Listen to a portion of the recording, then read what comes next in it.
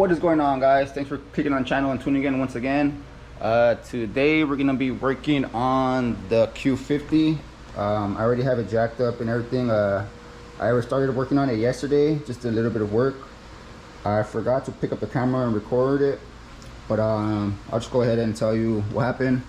Friday I had a blowout. Let me go ahead and show you the tires.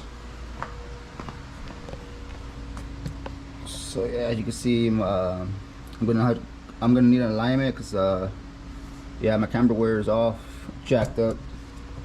So yeah, on Friday I had a blowout on the driver's side, and I'm not sure if what else it messed up. I'm gonna go ahead and replace this outer tie rod because you can see it's tore up right here. And in the process of taking off the wheel, because I had just got it towed home instead of having to deal with it because it was sprinkling that day. So yeah, I had it towed home and I couldn't get the freaking wheel off. We were here for like 2 hours trying to get the one freaking wheel off. And this is the aftermath. I'm gonna go ahead and see if I have some footage and pictures of yesterday of what the wheel looked like. But you can see this is what we had to do to get the freaking lugs off. Two of them came out fine. These two came out fine. They were a little hard. You can see they're kind of stripped inside there, but they came out fine. You can see the way they left the studs all stripped, but it did come off. And the other three, as you can see, we had to do that one. This one we had to drill it out as well. Same for that one. And then you can see the studs, we had to drill it out, break them off.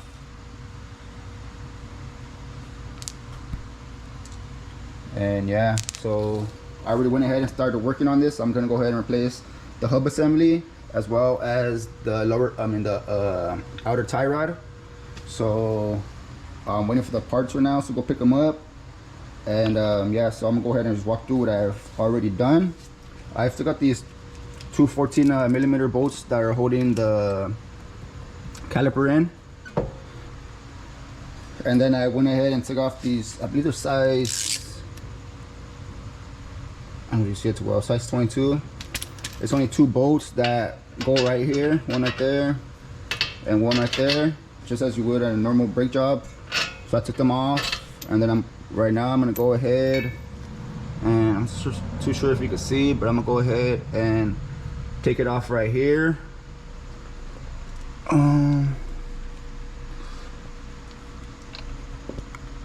Down here, and obviously right here. Just so I can go ahead and get the knuckle off, and then we go ahead and get the hub assembly off from the back. Let me see if you can see the bolts. No, you can't see them, but there's 4 bolts back there. You can see them right here. 1, 2, 3, and 4.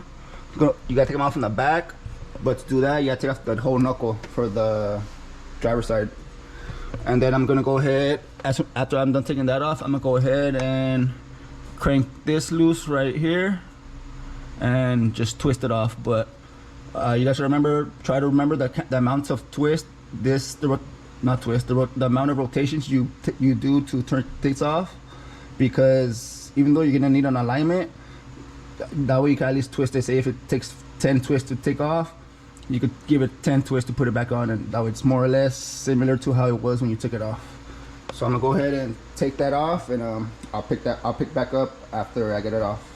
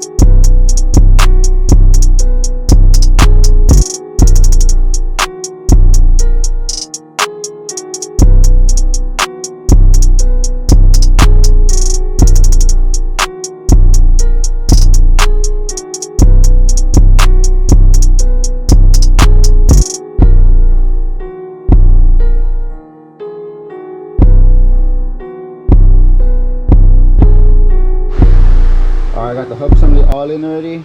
So I'm gonna go ahead and jump onto the outer tie rod.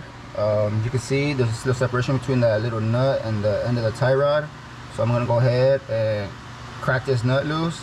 And like I was saying, you just wanna kind of remember how many turns you did this, how many turns it took to come off, so that we could put the same amount as turns back when you put the new one back on. So I'm gonna go ahead and take that off, and I'll pick back up right after.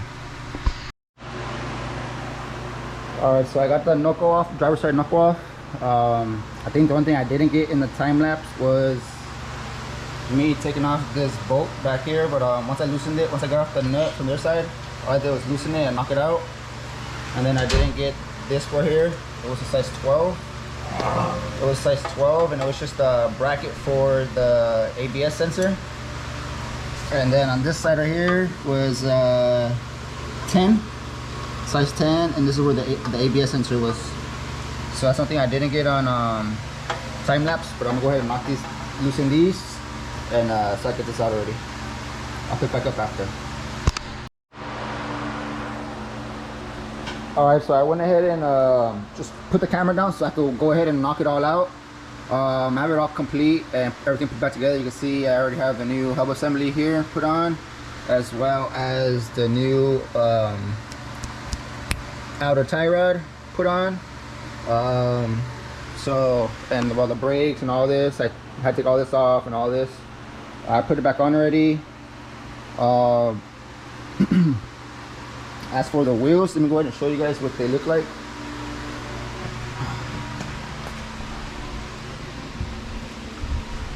This is the one that popped. You can see it popped right here, but this is the driver's side, and the passenger side is the same. It just didn't pop.